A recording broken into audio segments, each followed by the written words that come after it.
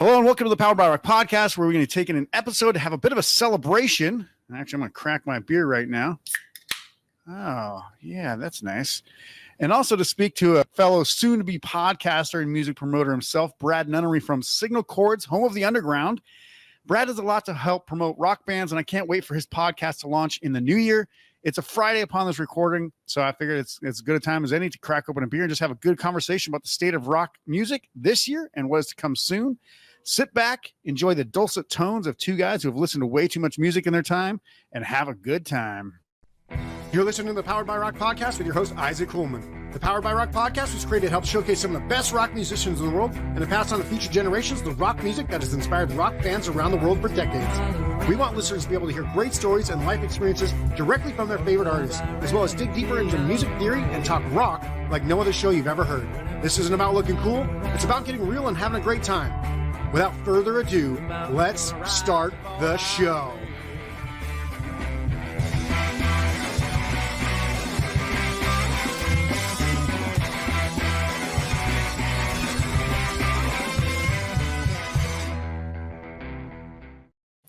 Hello and welcome to the Powered by Rock podcast 50th episode. Woohoo! All right. Yeah. For me personally, I feel like I've done about 200 episodes by now.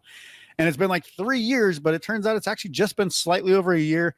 And yes, this really is only the 50th episode. So today I wanted to bring on a friend of the show who has a ton of musical knowledge and helps us showcase bands through his social media as well. It's Brad from Signal Chords. Everybody, hey, Brad, welcome. What's up, Isaac? How you doing, buddy? Good to finally come on and actually meet you virtually in person. Yeah, cheers, man. Yeah, no, cheers. Absolutely. Yeah, cheers, brother. Happy 50th, man. I can't believe it. It seems like you've been doing it forever, right? It doesn't seem like you said it's been 50 times, but yeah, 50 really it seems so few, but I'm like, actually, if you think about like a season of TV nowadays, most of them are only 8 to 10 episodes, and that's like 5 years worth of TV shows for them. Yeah, and if you're doing it with it like in an hour, right? So that's 50, 50 hours you're putting into it. Probably another 10 for production, all that kind of stuff. Oh yeah, editing and all that kind of stuff. I mean, it is 50, but at the same time, it's a lot of work just to put out those 50. So congratulations, man. It's awesome. Yeah, thanks. And somebody actually asked me yesterday, like, how long have you been doing Powered by Rock? And I was like, well, it's technically 2 years because that's when I started my e-commerce brand, the cables and stuff like that. But I was like, actually, really, I only got onto like the media side of it like a year and a half, maybe at the most ago. So I'm like, yeah, it's actually not going too bad. I thought it was like longer than that, but it's really a very short period of time. And it's crazy how things can progress that quickly. Oh, don't I know that, brother? I know that? Yeah, for sure. So let's talk about this because obviously before we jump into some of the other topics we're going to dig into today, I want to talk to you about the story behind Signal Chords, why you started it, and what do you see coming from the podcast.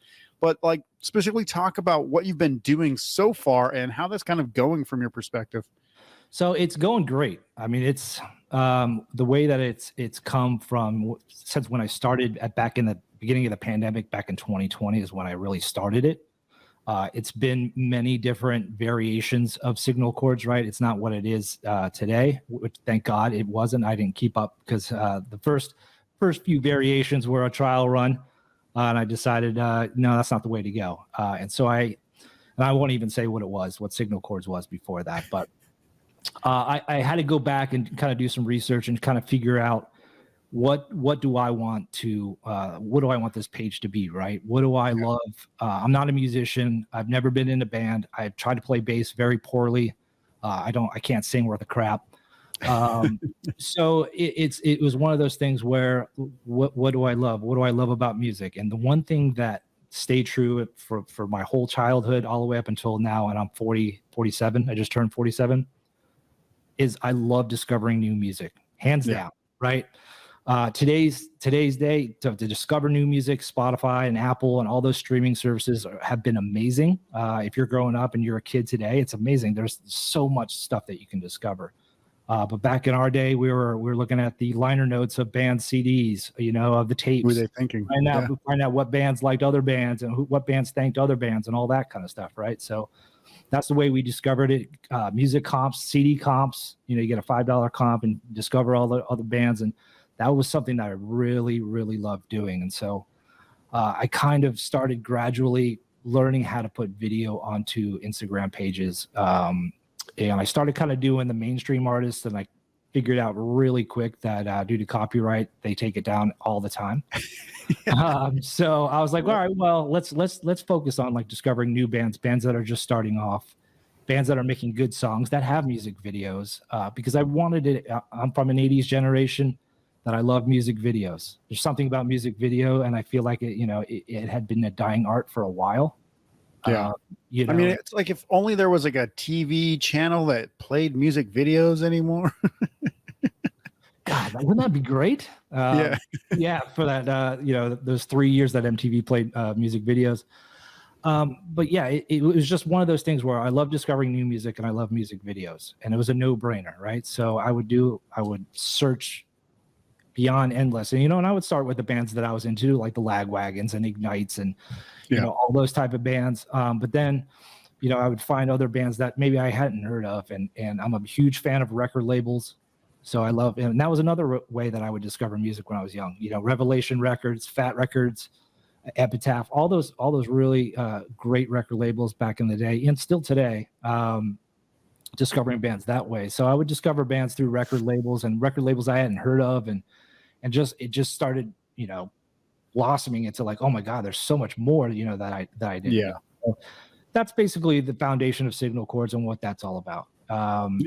As I started doing it, the bands would start coming to me a little bit more and more often. Hey, we got a new music video. I see you're doing your thing, and which is really great because you develop these relationships and friendships with these bands, and you want to help promote. And it's all about community, right? You want to have that sense of grassroots kind of thing, and you need that kind of portal.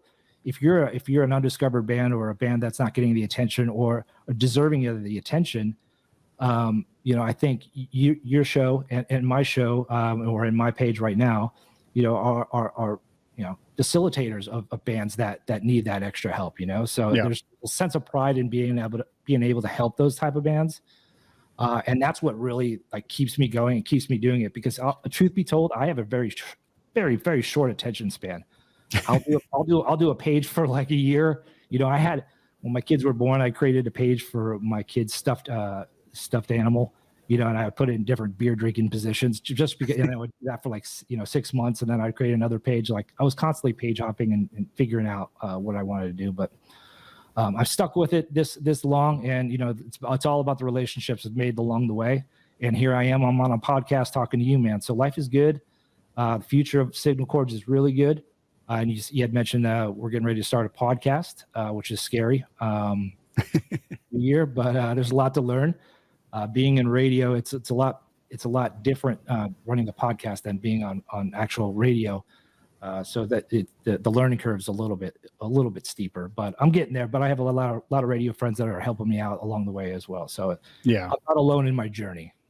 Yeah, and I think the one thing obviously that we talked about was that your format that you want to obviously do is a little bit different than the one I'm doing, because I know that there's obviously legal issues and copyright issues with putting music into the podcast. People do it all the time, get away with it. Doesn't seem to be an issue really, but at the same time, I always like to do things where I'm not, and by all means, most artists will be like, hey, use my music in the podcast if, we're on there and give you permission. That's totally fine. Even most of the time, they don't even need to be on there. But what I always like to do is make sure that I'm, it's really funny because I'm wearing crossing I's, dotting T's nice. T-shirt, which is crossing T's and dotting I's is the actual legal definition, or the verbiage that they say when you're trying to make something legal, right? Like you want to make sure you're doing things the right way. Right.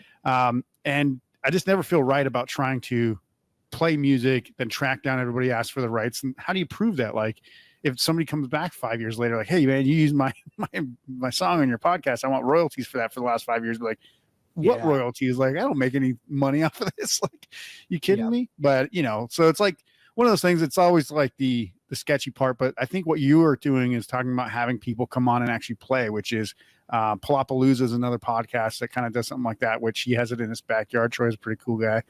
But great. Yeah, but that's kind of something that you're thinking about doing as well. So the basic premise, and this is probably the first time I've kind of talked about what the premise is going to be for the podcast, right? So I was looking, as a former radio guy, my my inclination is play music, talk, play music, talk. You know what I mean? I'm not a front man. I'm not a host. It's the reason why I was never like a full-time jock. I was never the next Howard Stern, all that kind of stuff. I wasn't a liner jockey. I wasn't a corporate jock.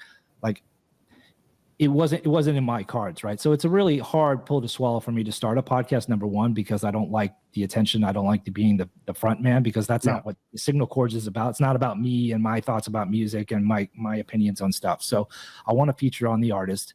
How am I going to do that? How do I facilitate a really good show? And I thought, and in doing some research on Anchor, and Anchor now provides, it has the ability now to be able to put audio and video segments together. In between, you can play songs through Spotify on there, and like if you're a premium member, you can listen to the whole song. If you're not a premium member, you get 30 seconds of that snippet.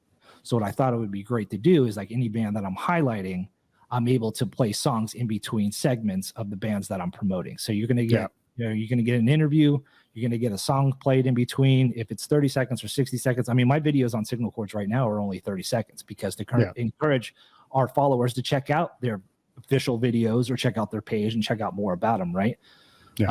So that's kind of like the theory, of where I'm headed with the podcast. Whether it can be done and how to structure it and how to structure an actual show, that's what I'm still learning on how to do and redo. So that's the theory right now. It could change 20,000 times before then, but that's the goal right now for Signal Chords. Yeah, and that's one thing. Like I've noticed. Like obviously, I started this same kind of concept as I obviously want the guest to be the person that's got the attention on them, right? Like I'm here to facilitate them telling their stories, and I really like history. Like I was a history major in college. I wouldn't say like I enjoy it so much to where like I have to know everything about it, but it's good to know the stories behind things and how they became things and all that stuff. So my whole concept was, maybe I'm the only one that likes long form stories about how things came to be anymore, but that's what I wanted. And yes, I also do want to be able to play music, but at the same time, like you said, now Anchor provides it. I didn't have Anchor when I first started, so it didn't even come to me as a concept at the time. I was like, I'm going to get shut down if I play music. So maybe at some point when we actually have, people who are releasing music, that we can actually say, hey, check out the song, and we'll hit play on that. And that's something we can definitely do. But I would love to have more music on the show, but it kind of comes with that. You have to make sure you're doing it the right way. And that's great that obviously you found that through Anchor, because I had seen that before, but I totally forgot about it until you just mentioned it. We'll see how it goes. You know what I mean? So, but I did. And if anybody saw the video I posted earlier, like my trial run. So I did get permission from Alter Apex, a grunge rock band from Albuquerque, New Mexico. We promoted since the get-go of Signal Chords, right? Yeah. They have a song called Soul Direction. The intro of the song is just like this big giant buildup. And then Ken, the singer, just goes, and then the riff kicks in, and I was like, that's the intro to Signal Chords Home of the Underground podcast. I'm like, I have to use that, right? So I texted Ken, and I was like, can I use this? Can I use your song? And he's like, absolutely. I'd be honored. So it kind of went back and forth, and I basically did a weak ass attempt to use Audacity and take the intro and cut and splice it and loop it like a radio guy, just loop the thing over and over again. And he saw the video and he's like, you know what? Let me just send you the instrumental version of the song. That way you can talk over it. Doesn't get repetitive, any of that kind of stuff. I'm like, thank you. So this is all on text and all that kind of stuff. So I do have his permission, and it will be in the intro. I have a person that's going to be cutting the actual official intro, like the cool intro you have here. Yeah. And so I'm going to try to have him build that song within that. So that's going to, every time you hear that song, you're going to think of the Signal Chords podcast, and you're going to know that's Alter Apex kind of a deal. So, so that, speaking of trying to get permission from bands, that was my first attempt to do that kind of stuff. But yeah, Anchor is really cool as far as I've seen. We'll see how it goes as far as like transitions between talking, because I've heard a lot of podcasts where it's like they're talking and then all of a sudden it's like they hit brick wall. They cut to a commercial. Hey, it's so-and-so with, Rogaine, you get your hair plugs in, and then and then you're back in the conversation. You're like, what the hell is going on here? Yeah.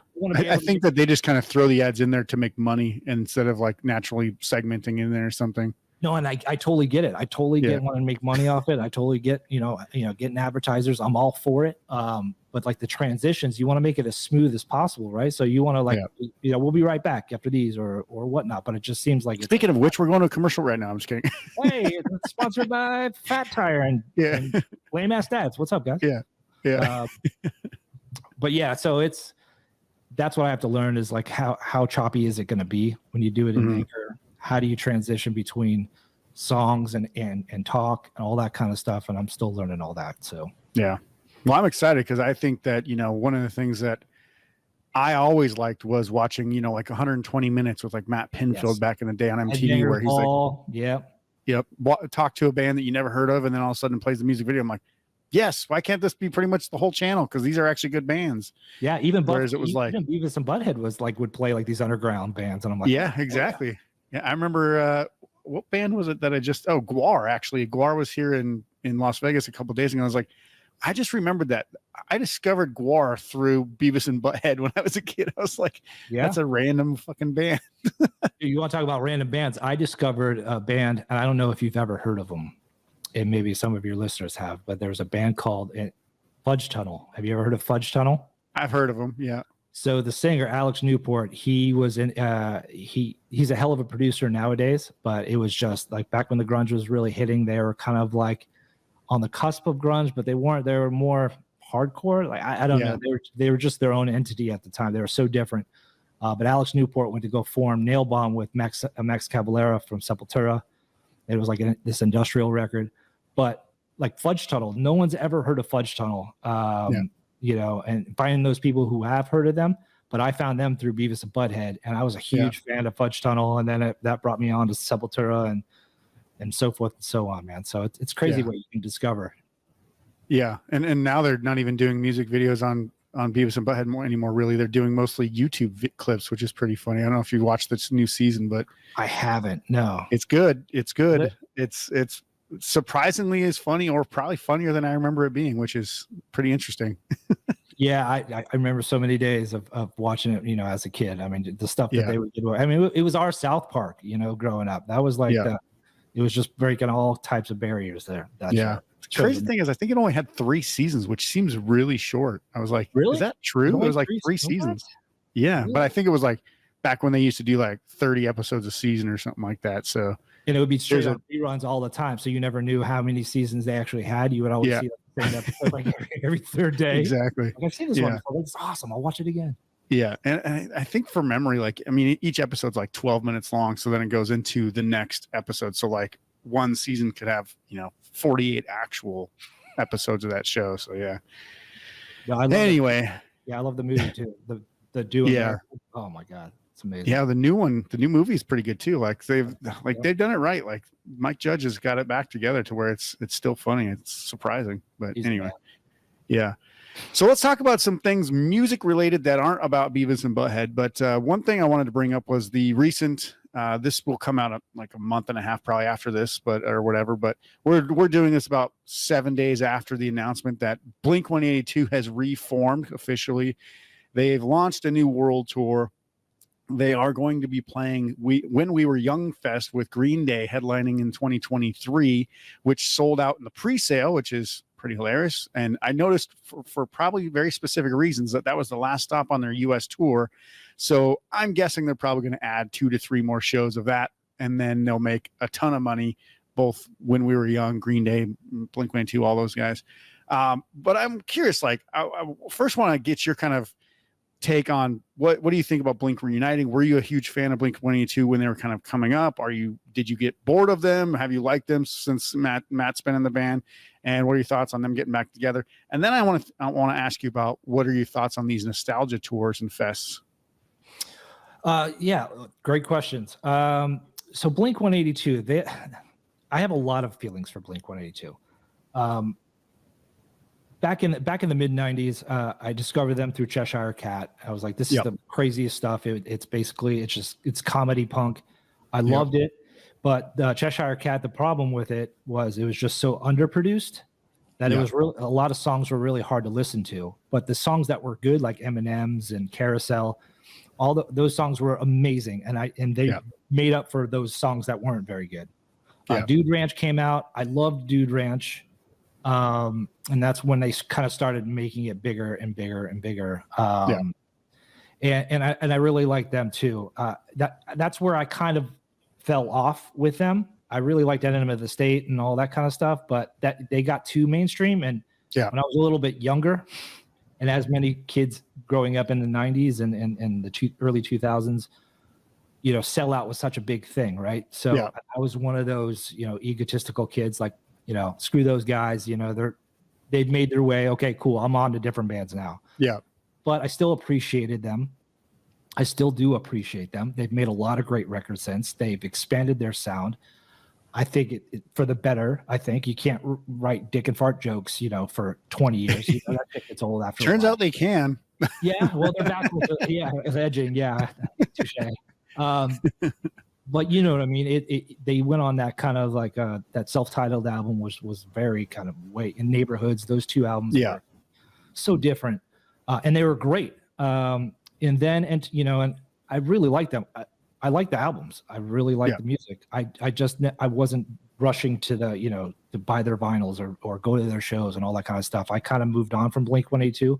Yeah. But then it piqued my interest again when Matt Skiba came, because I'm a huge Alkaline Trio fan. Same.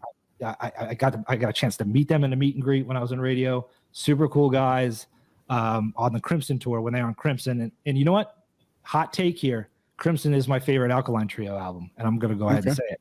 I don't give a damn who thinks otherwise. Yeah. I mean, everybody's got their own opinions, but I mean, I loved, the one before that, but so I love Matt Skiba. I love his voice. I think he was the perfect fit. And then introduced John Feldman from Goldfinger to produce their records, and that's where they sounded really great. I love California. But John Feldman is a really great producer. Yeah. But I think he overproduces at times. Yeah. Where it's just so crystal clear and so it's like candy. You know what I mean? It's like the best way I can describe it. It's like it doesn't seem raw. Not that it's bad. And not that it's a great record. They're great songs. And I love California. I was like, okay, I'm into California. So I got into California for a hot second. And then they released, I think, 9 after that. 9 was after that. And I never really gave it an honest listen, to be honest. I was like, okay, well, I heard. I actually like that one better than California, to be fair. Yeah. I thought both albums, those were two of the better albums that they put out in the last 12 years. But I like 9 better for some reason. I don't know exactly why. And those records have, like, on Spotify, there's like 25 songs on those albums, or like 30 songs on each album. Yeah, I think those are deluxe ones where they like reissue different versions of songs and stuff. I'm like, yeah. But like I said, I heard California and I'm like, all right, I'm good. I don't need to hear anymore. It's great. But at the same time, I'm like, retire already. God damn it. No, I was just like, okay, I hear it, and it was great. And then, 9, I didn't really give an honest listen. And if I listen to it now, I'm like, oh, those are great songs. I don't know why I didn't really like it, because they have yet to make a really crappy record. So I will say that about them. It hasn't been my cup of tea, so to speak. But Alkaline Trio, I'm a diehard, and I hope Alkaline Trio makes a lot more records now that he's back. Yeah. So and that's the one good thing about Tom obviously coming back to Blink, is Blink can make Blink albums like they used to, and Alkaline Trio can make Alkaline Trio albums again and do touring, which they just supported Coheed and Cambria. Now they're kind of on their own headlining tour right now, which is phenomenal, because the funny story is the first time I ever saw Alkaline Trio was when they opened for Blink-182 back in like 2001, and that seemed like so long ago.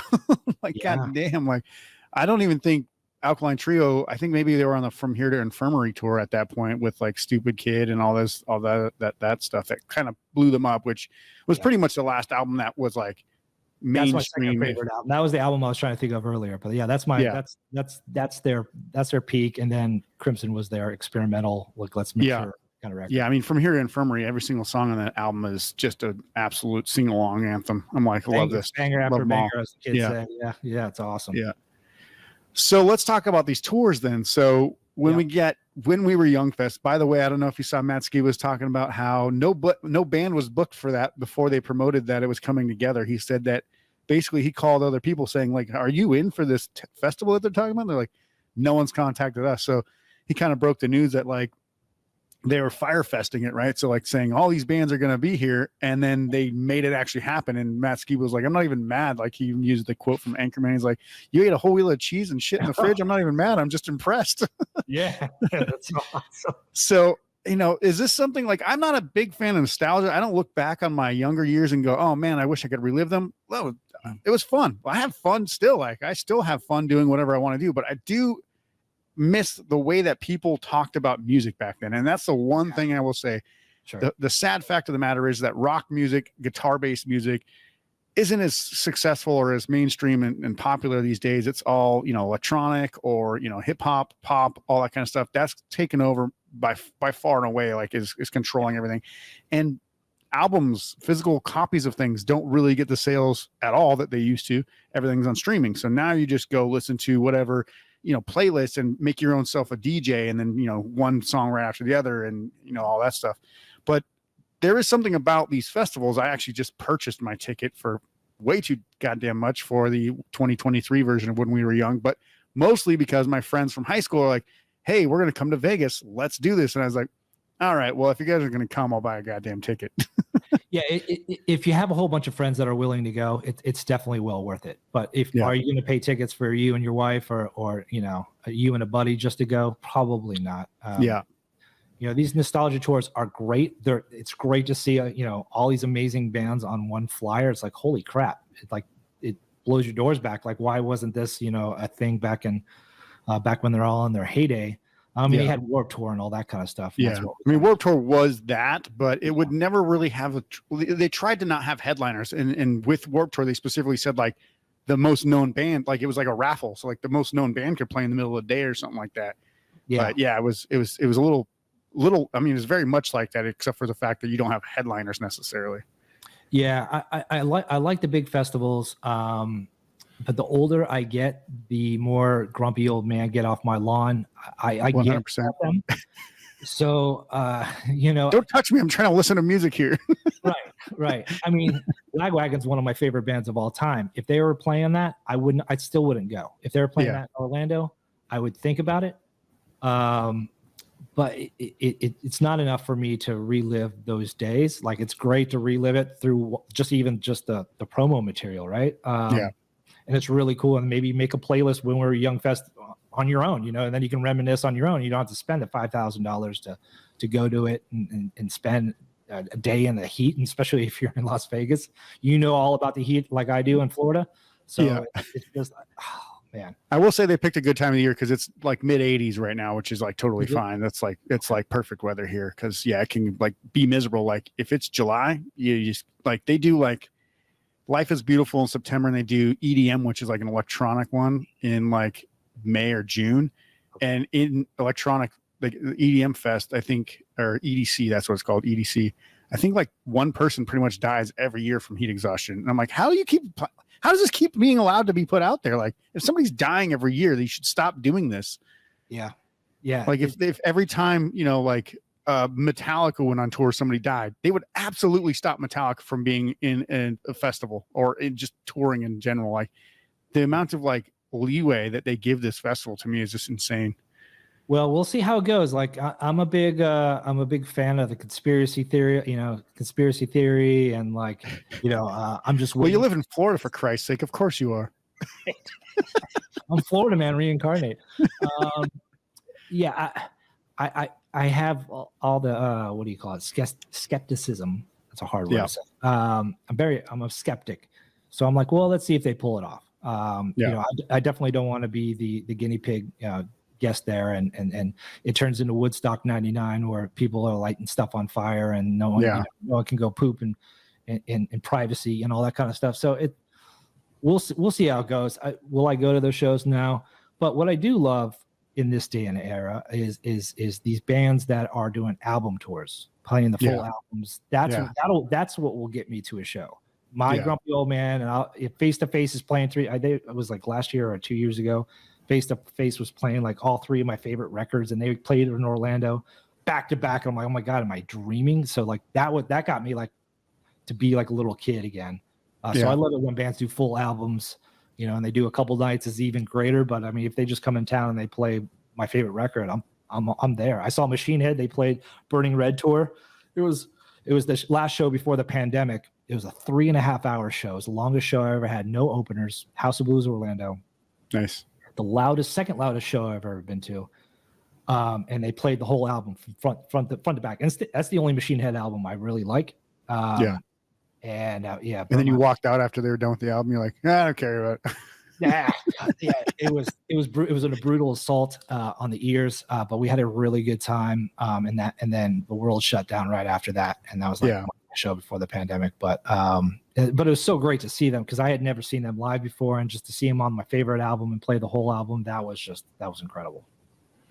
Yeah, and I think that the one thing that, and I'll say this is probably where some of your skepticism comes from, is you think that like some of these festivals that bring all these bands together, festival is there basically just to expunge money from fans. They're not really like the people that set up when we were a young festival, like they're not from Las Vegas. They had no management relation to any of these artists. It's like, so what is this, an investment firm that's putting this together? Like, you don't really know who's doing these things until afterwards, when they're like, you see that Woodstock 99 documentary on Netflix, and it's like, yeah, it was like an investment firm and the guy from original Woodstock, and that guy was like, who gave he didn't give a shit about anything, and the other guy was just like, let's make money. It's like, it's not a great combination. Yeah, I mean, if it was Kevin Lyman or something, putting this together, like, oh, okay, they'll pull it off. But when it's like, it's like the Wizard of Oz, and you're like, okay, well, hope they don't burn the place. Exactly. I don't know. I will say the one good thing about it is it's a 1-day festival versus 3-day festival or 2-day festival. So it's in and out, and then they got to turn it around for the next day, which is the exact same thing, but all new people. So when they have camping, when they have all that stuff where like you can't leave the grounds, like they actually have a re-entry policy, which is cool. Like if you can leave and come back, that's probably a good thing, because if you're trapped there, that's when people get that caged mentality of like, hey, get me the fuck out of here. So yeah, I'm good. So let's kind of talk more about Signal Chords, because one thing I like about you, just like us, is you cover more than just one genre of rock. You're not just stuck on punk rock. You're not just stuck on metal. You're not just straight up alternative or whatever. You kind of get a bit more adventurous.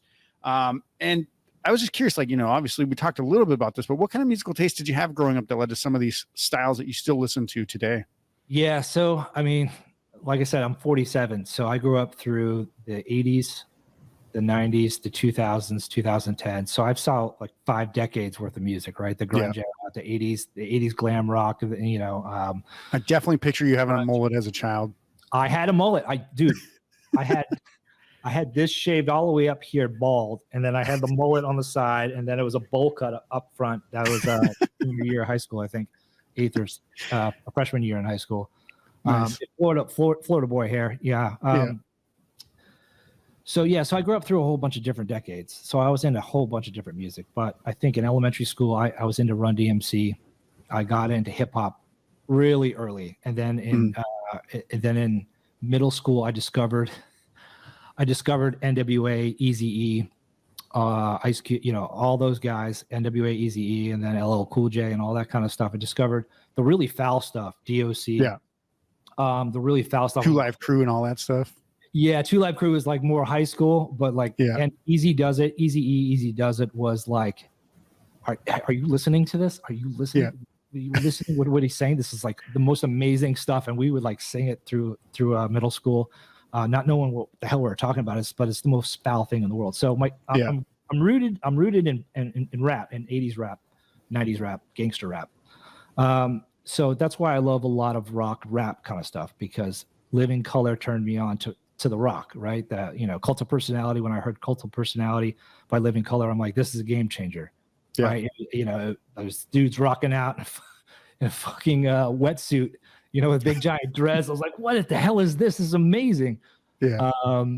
And just like, just amazing band. And so that was kind of like my floodgate into rock, and then around that time, Def Leppard was huge, Queensryche and all that. Those kind of bands were kind of huge, and got into the little bit of the 80s hair metal stuff, but not too much. And then, then the grunge took its part, man. And then I jumped in full force, and I liked Nirvana and Pearl Jam and the Soundgardens, all that kind of stuff. But they made me want to listen to other bands that were like them, not necessarily them. So they were like my gateway. So I got into grunge that way.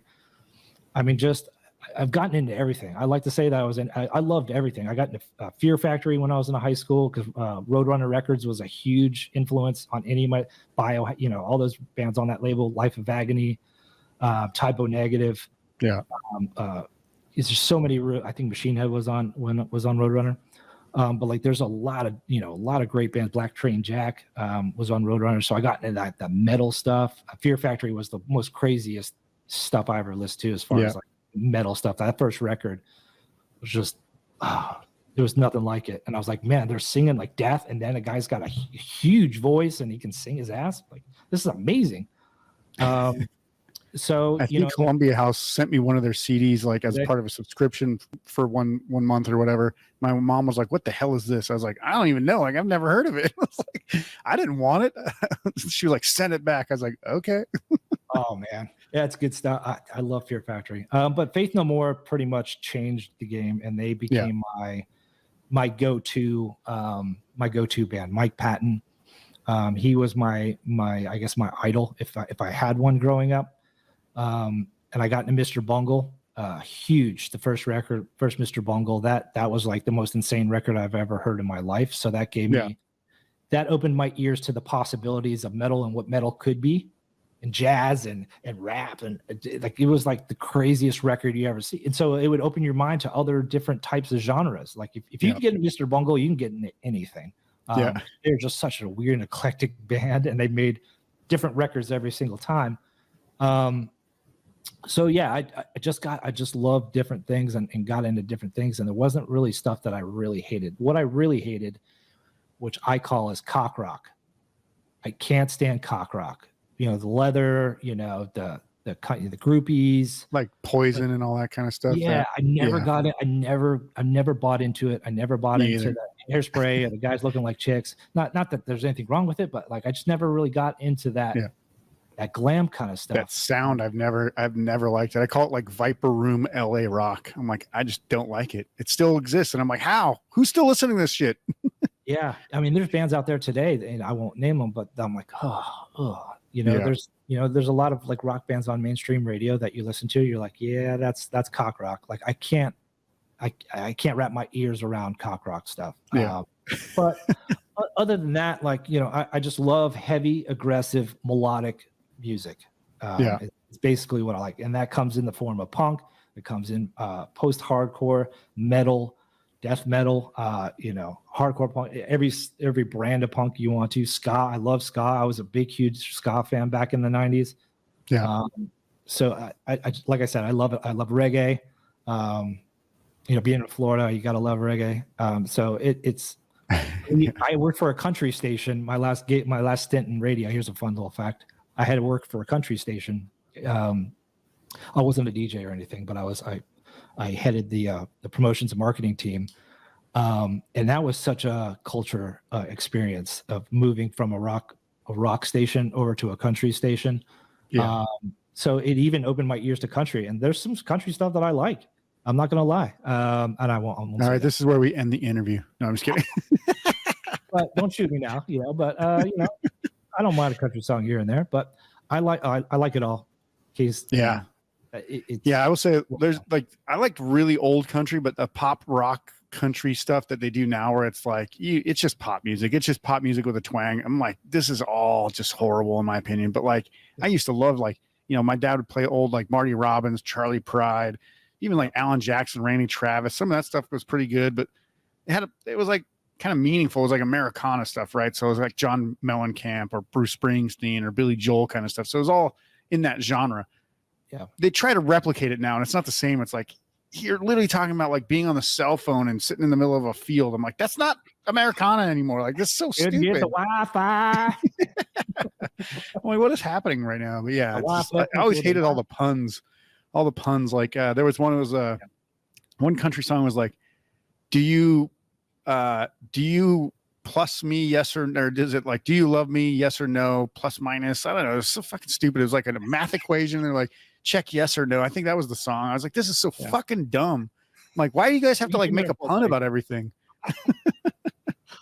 But anyway, I love country for the fact that it's the one genre of music that I don't think about how they made the song, what's the purpose of the song. You know, like it's like I don't think about like, oh man, it's a really like I wonder who produced it, or I wonder like I do with like normal music, right? Like and dig deep. Like I don't have to think about it when it comes on. I'm like, oh, okay, it's a country song, whatever. Even if it's the stuff you hear today, like the Florida Georgia Line and all that kind of Luke Bryan, and all those guys. I don't mind it, but it's so great to not even like spend 2 seconds trying to analyze it. But yeah, well, I will say when you said I don't have to think about country music, and then you kind of pause, I should have said, yeah, just stop right there because you don't have to think about country music. You just stop me now. Let's stop talking about country music right now before I never have a podcast and people want to yeah. Now it's going to be Signal Chords, home of the farmhouse or something. Yeah, instead of headphones, it's going to be big old country hat, big old fucking shit kickers and a fucking big old Pabst Blue Ribbon on the fucking cover. Yeah. So let's talk about this year specifically. What do you think is like, and this is going to kind of be a stumper. This is what I would usually reserve for In the Spotlight to ask like musical guests or whatever. But as you don't play any instruments, I'm just going to ask you in the middle of the interviews, what would you say is the best rock album that has come out this year in any genre so far? Just pick one.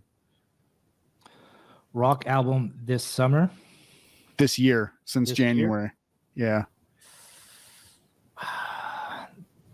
Do you even listen to albums or you just listen to the singles? Well, the problem with running Signal Chords, I don't have a lot of time to listen to albums in this full length. And there's only so much time between here and the liquor store that I can actually listen to albums.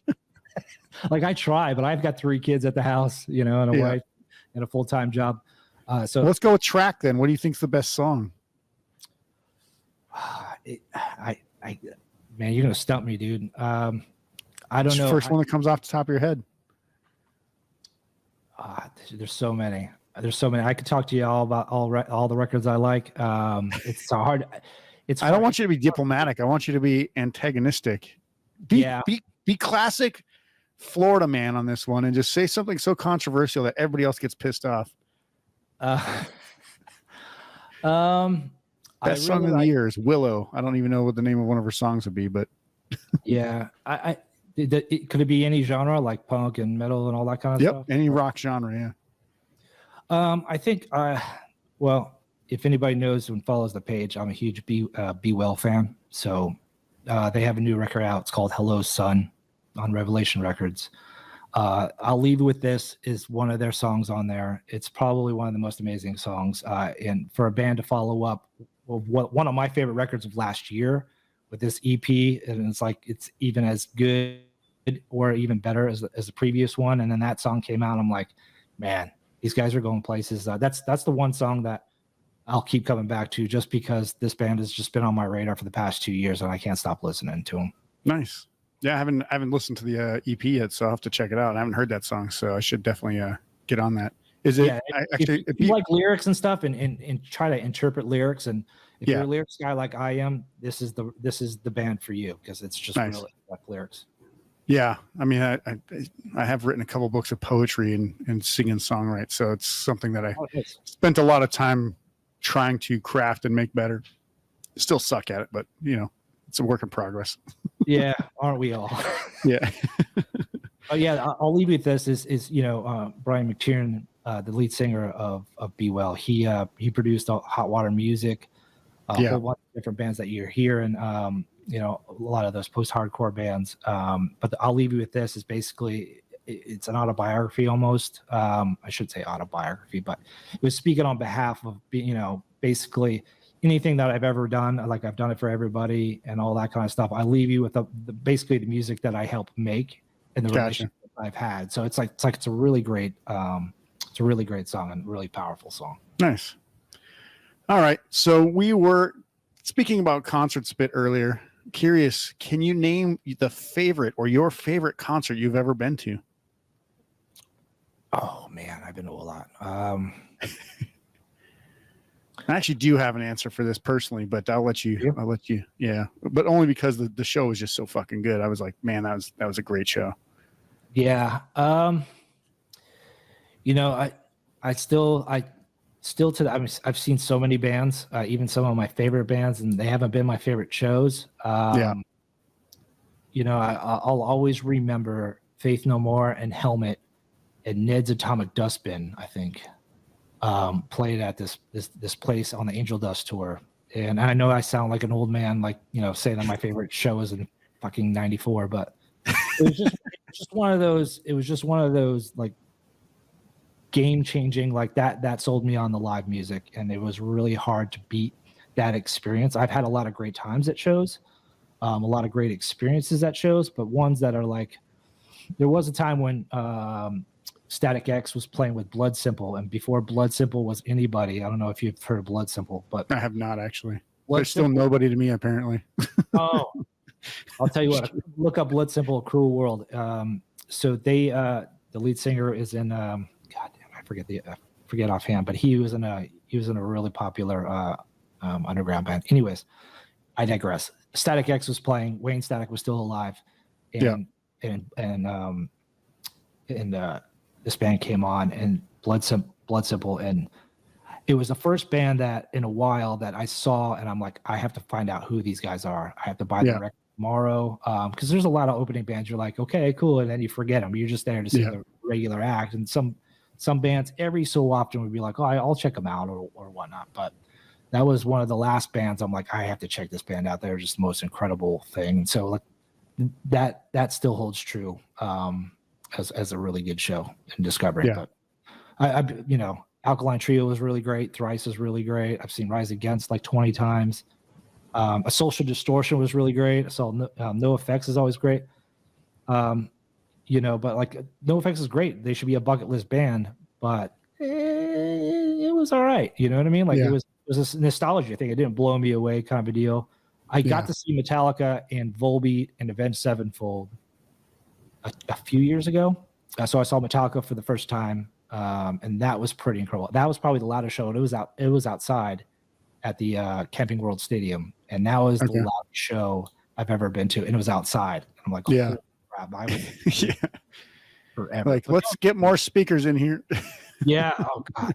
Like when one came, like the gunfires and all that kind of stuff. I'm like, you thought you're in the middle of a war, man. It was a really good show. Metallica's not my favorite band, but I went there to see Volbeat. But it was a really great show. And like when you have that money and you're that big of a band, you can't not be impressed, should I say? So, yeah, exactly.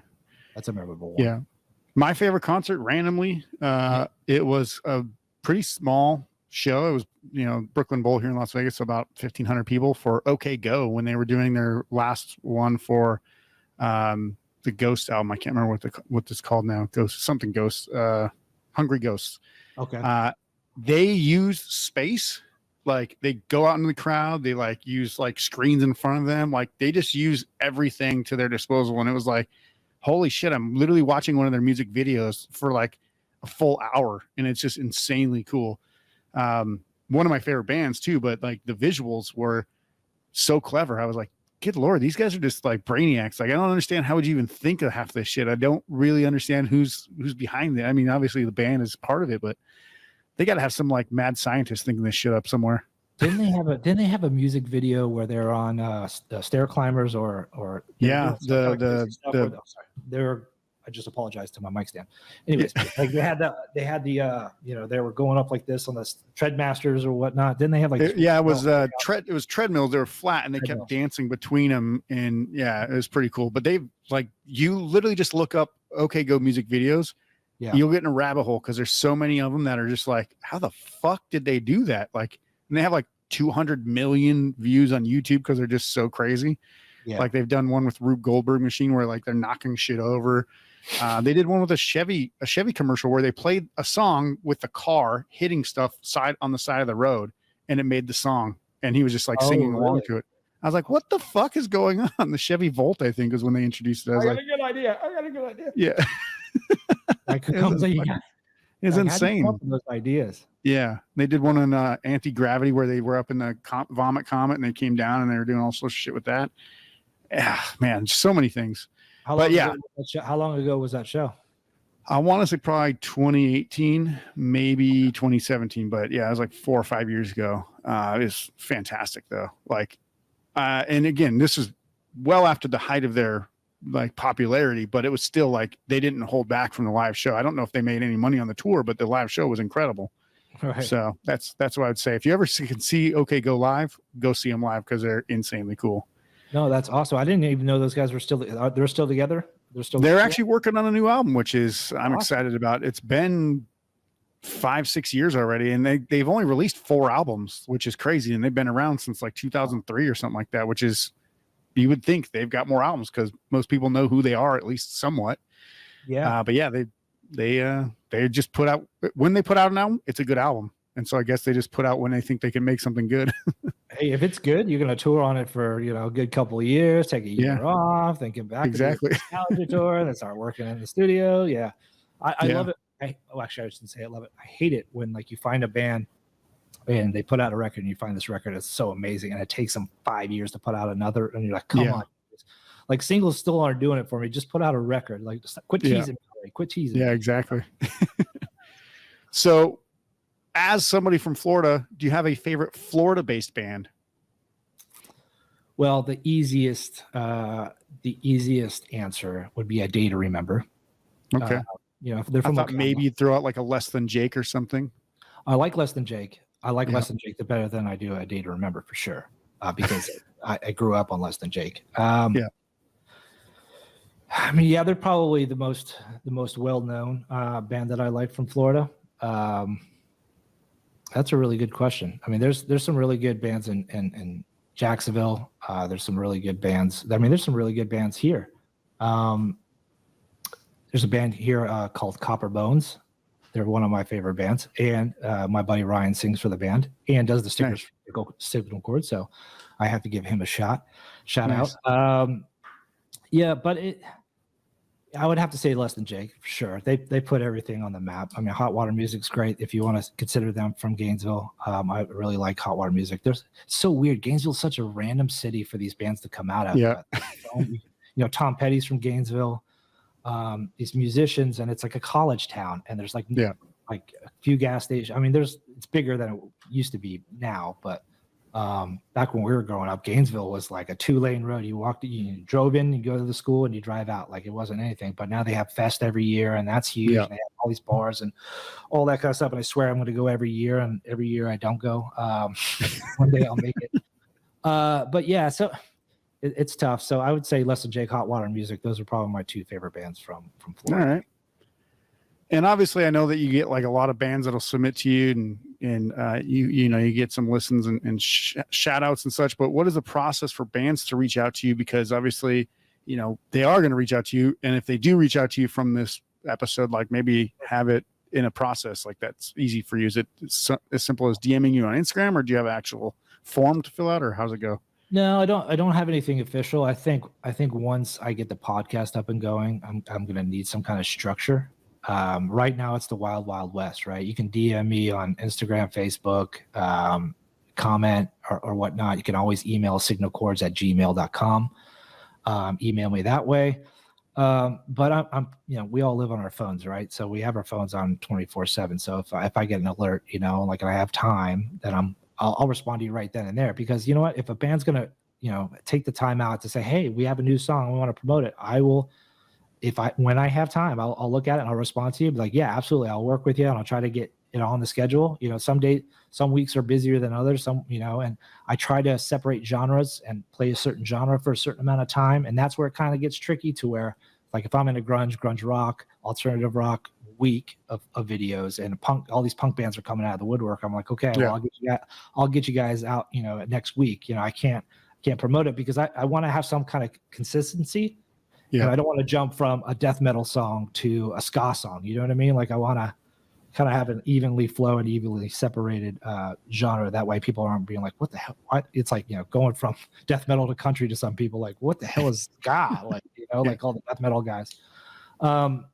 So I try to make it evenly transitional as possible. So people can, I'll email me, DM me, or whatever. If you're interested in being featured, I'm all about it. If you got a great music video, you got a great song, and it fits what we're doing, I'm all about it. And it's all about, developing these friendships and these relationships and starting grassroots level, because not only are these bands just starting out, I'm just starting out running this page and eventually getting a podcast, right? We're doing this stuff together. And that's what everything is about. It's just building a community. And so anybody can feel free to reach out. I'm not a rock star or an arrogant prick that I think I'm better than.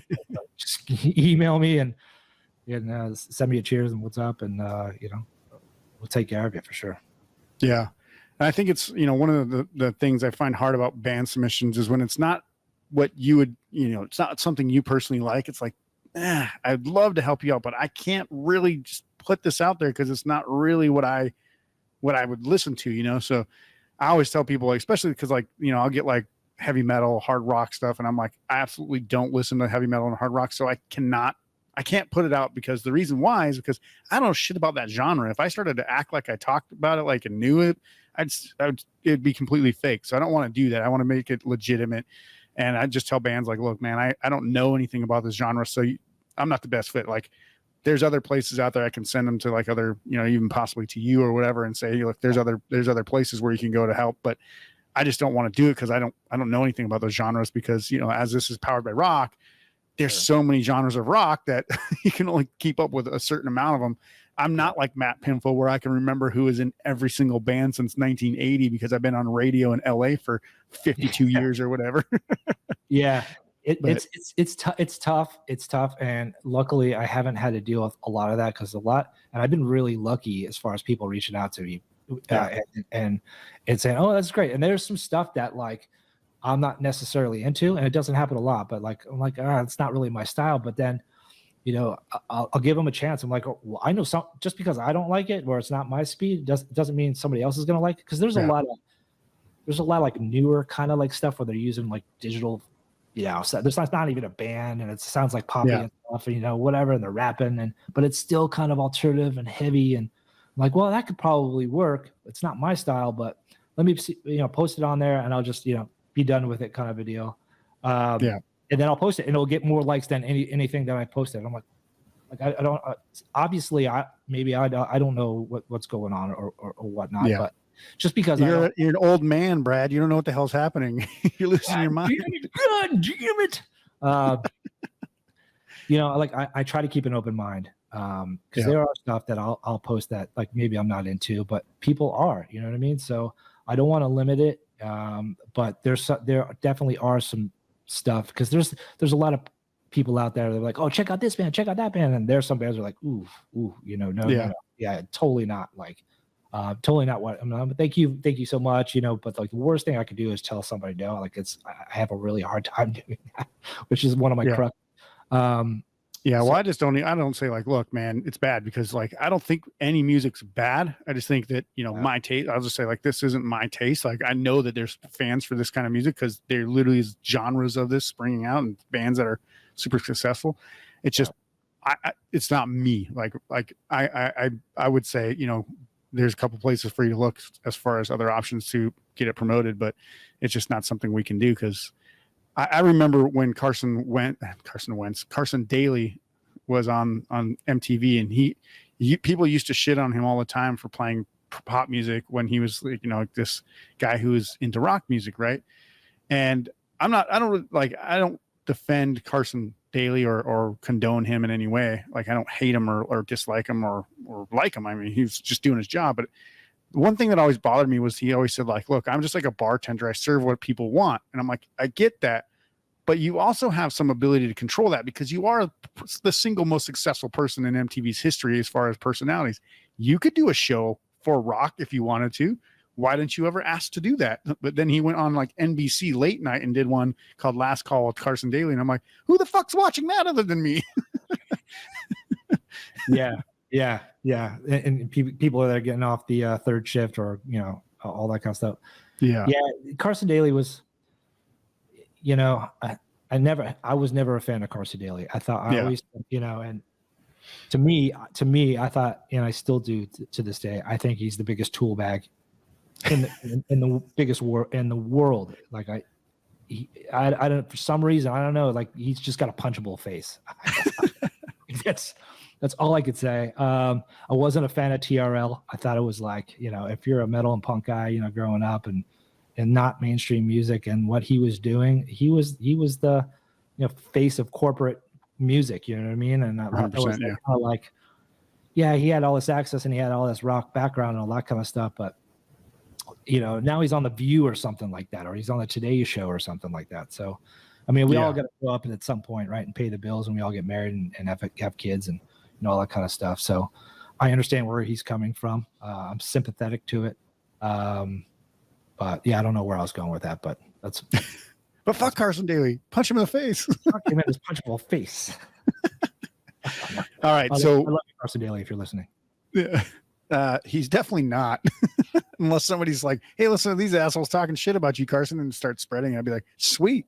You got to put like challenge you to a death match. You got to put like 30 Carson Daly hashtags, different styles to put Carson. Yeah, Carson Daly's a bitch. We're blowing up on Twitter, baby.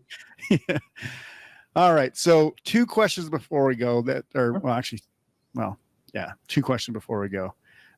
One. Since you have started Signal Chords, what would you say has been the favorite band or song that you've had submitted to you that you had never heard before?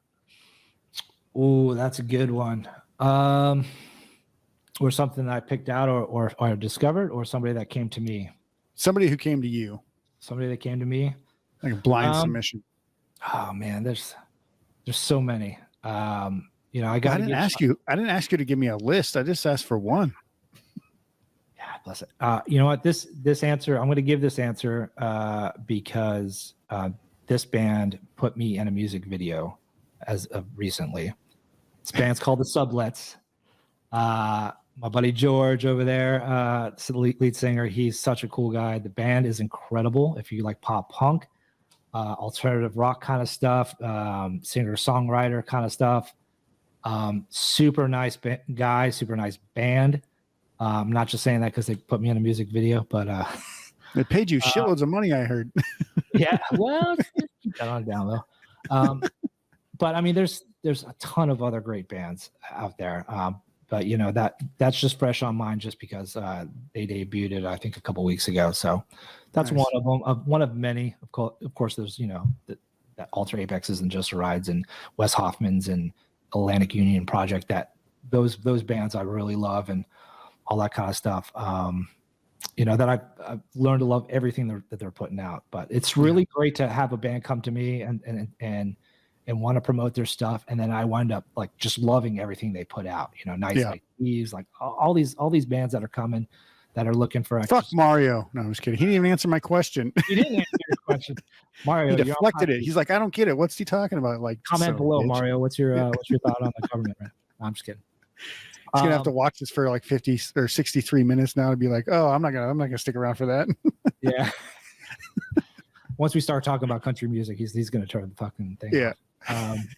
But yeah, I mean, there's so many great bands that have come, and it's been so awesome that they do come, and it's so awesome to see these bands grow and get bigger and do better things from start to now, and just see them get bigger. And I think that when they graduate and they're selling out arenas and all that kind of stuff. God damn it! Then you're gonna hate them because they sold out. I'm gonna have a fucking lounge chair on the stage right, with cold beer in my hand, and be like, "I earned this, motherfucker." No, I'm just kidding. I'm totally kidding.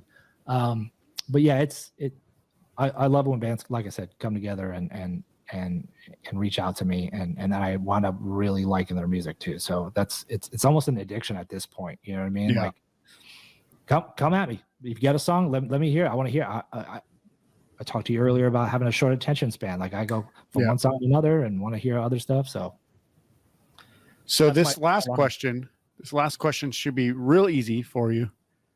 Yep. Other than the soon to come Home of the Underground podcast, Signal Chords' very own podcast, what's your favorite podcast for rock music? I really like the one where his name is Joe something. No, I'm just kidding. Powered by Rock, baby. I like to get some self-promotion in there too, so that's good to hear. Gotta love the Powered by Rock, and nice. I will promote you to the day I die. thank you so much for having me on your show. This is my first podcast, actually talking to somebody actually on an unofficial podcast. So, and I'm honored. I love what you're doing with this page, and you're an inspiration. I think I said that when I was interviewing Mario, but keep doing your thing, man. You're doing your thing. That's awesome. Nice. Thank you. And I will say the last thing I'll ask you is to just, obviously we're going to put some links to the show notes below this episode. Do you have any shout outs, plugs, or anything else that you want to say before we go today? No, you know what? Just follow us. That's the, if you're listening and you don't know anything about Signal Chords, you want to see a podcast start from the ground up. Cause I'm going to be posting a lot more of unfortunately, you're going to see more of my face on the page and stuff, which I don't really like, but I feel like I have to just start promoting the podcast. But just follow a page and learn from these bands and learn new music and discover bands with us, and just join us along the ride. And that's all I really got to say. Because awesome. Future's bright, man. Yeah. It's been an absolute pleasure having you on this 50th episode of the Powered by Rock podcast, Brad. Thank you so much for being here. And guys, make sure to go check out the show notes. Go check out Signal Chords if you haven't heard of Signal Chords or what they do. Obviously, you're going to find a lot of information, great stuff. Check out some brand new bands you probably never heard of before. And that's what we're all trying to do here. I mean, between Punk Rock Radar, Punk Rockette, you, me, a couple of these other guys that are doing it out there, the Palapalooza podcast, just highlighting bands and getting people to listen to new music. You could just stick to what you learned and listened to in high school, but there's a whole brave new world of music out there that still sounds just as good as it ever has. And people think, oh, music's not as good as it used to be. I think you're full of shit. And we'll prove it to you. So check out Signal Chords. Make sure you go to the show notes below. And guys, remember, the Powered by Rock podcast is powered by our listeners. If you want to show us some support, please be sure to subscribe. And also, if you hit that little bell on YouTube, then it'll notify you when we have new videos. I just learned about this stuff maybe a couple of weeks ago. And I was like, oh yeah, I knew that existed, but I always forget to tell people about it. So I guess hit the little bell and make sure you subscribe. And also share it on social media as well. You can also make a donation to the podcast if you'd like. It's not necessary. I'm not going broke or anything, but obviously it helps to make more awesome episodes. And, maybe I'll have to pay a guest here in the future. So maybe it'll help with making the episodes even better. You can find that link in the notes as well. You can see the full video interview on our YouTube channel as well as Spotify now as well, because they actually have videos on Spotify now. If you have, like me, the beta version of it all. If you want to check out some of our articles, album reviews, lists, and interviews, go to poweredbyrock.com to read our absolutely free rocking blog. Also find our merch and gear as well, so you can pick up some items to play and look like a rock legend. That's our show for today. We'll see you soon for the next episode. Until then, rock on.